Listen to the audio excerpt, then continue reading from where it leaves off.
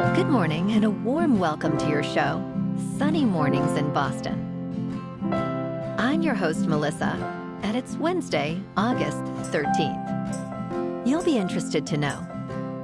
64 years ago today, in 1961, East Germany began constructing the Berlin Wall, a formidable barrier that divided East and West Berlin. This monumental structure stood as a stark symbol of the Cold War, separating families and communities for nearly 3 decades. Its eventual fall in 1989 marked a triumphant moment of unity and freedom, inspiring the world with the resilience of the human spirit. So now you know. And now, it's time for the weather report.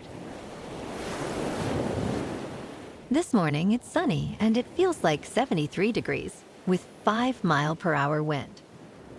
The sunset will take place at 7:45, and it will rise again tomorrow at 5:50. It looks like we're in for a sunny Wednesday, with temperatures reaching around 93 and a light southwest breeze.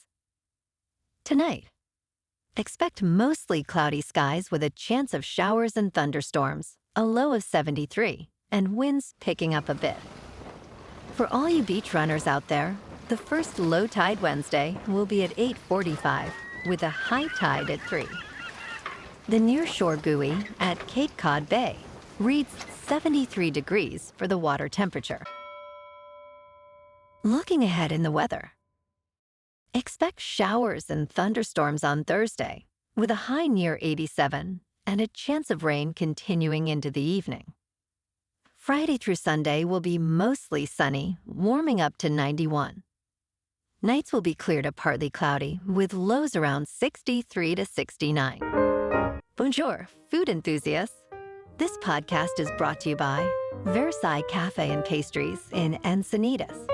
Nestled on El Camino Real South, just north of Encinitas Boulevard, this cafe is a haven for culinary delights. Indulge in their amazing Eggs Benedict or their gluten-free crepes. You can grab a panini for lunch or just breeze on through to get your morning coffee.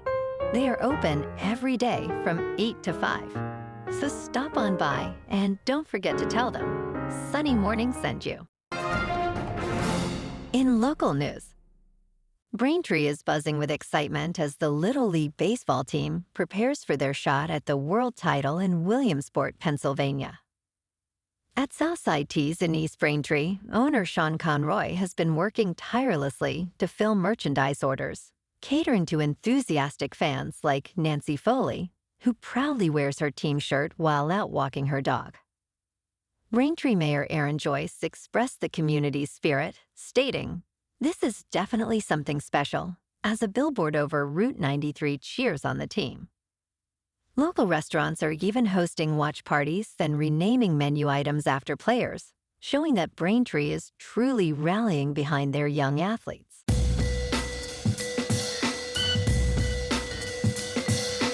Now on to sports.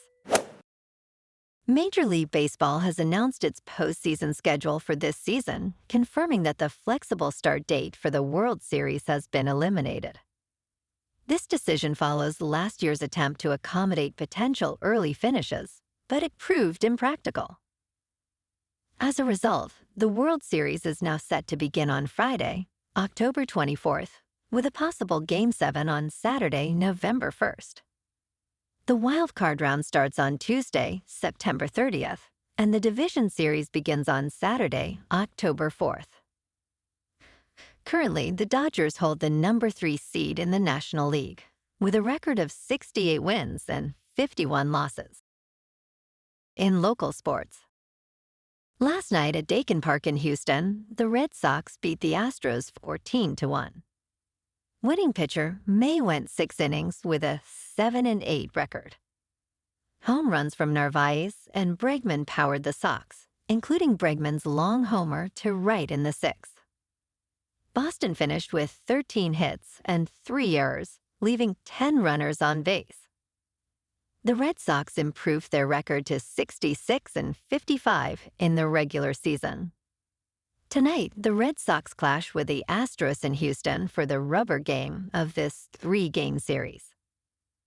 Walker Buehler, is 7-6 with a 5.4 earned run average, faces Hunter Brown, who is 9-5 with a 2.51. First pitch is at 7:10. In top news, General Electric and United Nuclear have reached a U.S. consent decree mandating a cleanup of uranium mine waste, estimated to cost nearly $63 million. This effort will take over a decade, focusing on sites in New Mexico and the Navajo Nation. The Justice Department announced that the companies will excavate approximately 1 million cubic yards of waste from the Northeast Church Rock Mine Superfund site. This mine operated from 1967 to 1982 and was a key source of uranium ore. The Environmental Protection Agency has previously mandated shorter-term cleanups, but risks remain for hazardous substance release. In business news, in a recent analysis, Zillow senior economist Orf Devangri highlights why 2025 may be a good time to buy a house.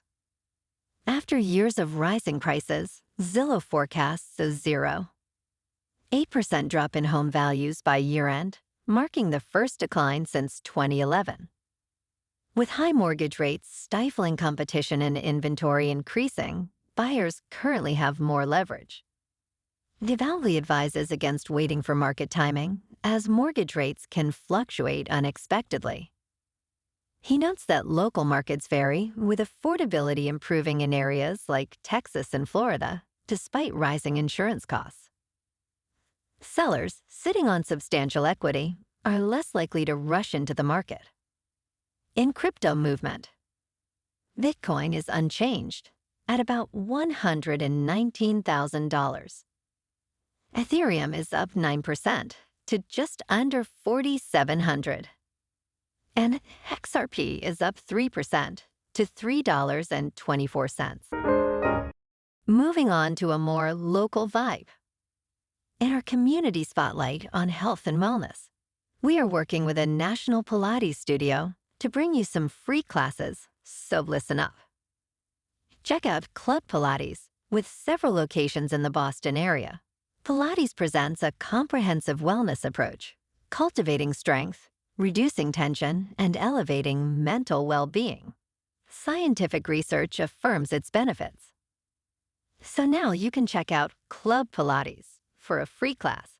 With locations in Canton, Wellesley, Hingham, Brookline, and Framingham, just be sure to tell them Sunny Morning sent you by. And now, back to the show. Let's talk tech.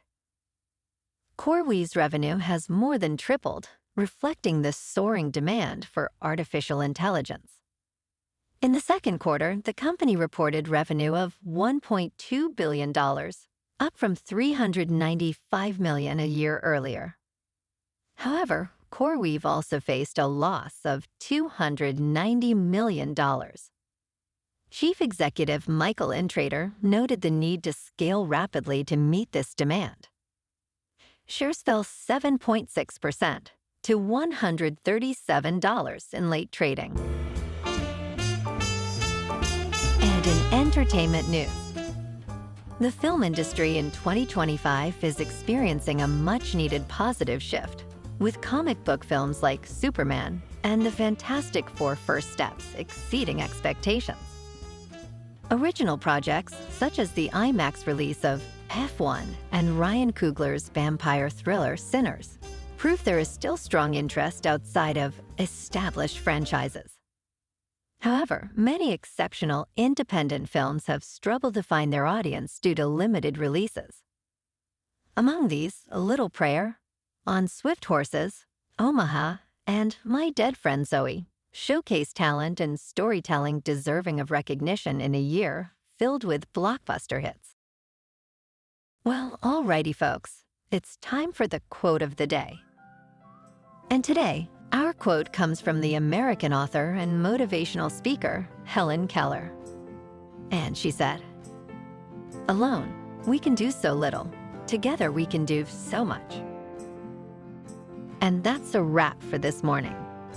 You can check out our Instagram, YouTube, and TikTok for some captivating aerial videos with local news and the weather reports. Have an amazing day, my good friends. We'll see you tomorrow with another episode of Sunny Mornings in Boston.